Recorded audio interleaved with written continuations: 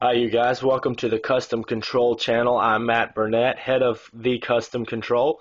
I have a few creations for you guys I'd like for you to check out. Maybe you see something you like. You'll send a design in to me along with your controller, and I'll fix it up for you nice. So first of all, I'd like to show you this Xbox 360 controller. This is wireless, of course, and as you can see, it's a fade from white to black with black buttons, which operate fine, along with a white right analog stick and left analog stick and the D-pad. As you can see, there are no problems there.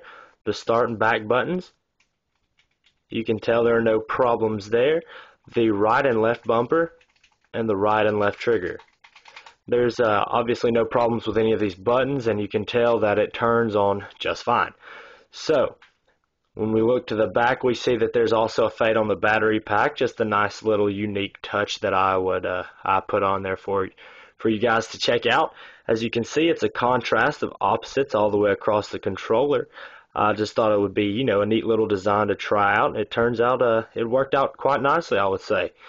So we're going to move on to this next two controllers. And the only difference in these two right here, as you can see, are the Sony label here, and obviously there's not one here. We'll touch on that in a second more, but first I want to let you guys know this is the Arctic Camo. This is my personal gaming controller, and as you can see, everything is in perfect order. And their buttons, the buttons work perfectly, along with the sync button, which is already connected to my PlayStation in the other room, and the right and left R2 and L2 buttons and R1 and L1 work perfectly. You can see here that there are no stages. I've removed those just to toy around on the inside. And you'll see on this next controller, however, I have no trouble with replacing them, just in case that is causing you to wonder.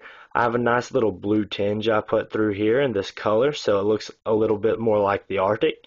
Just a little bit of unique that I threw into it, and the back as well. Okay, moving on to this controller. This was for my friend that I made for him. As you can see, the stages have been replaced, so there's no problem there. Those buttons work perfectly, and so do these.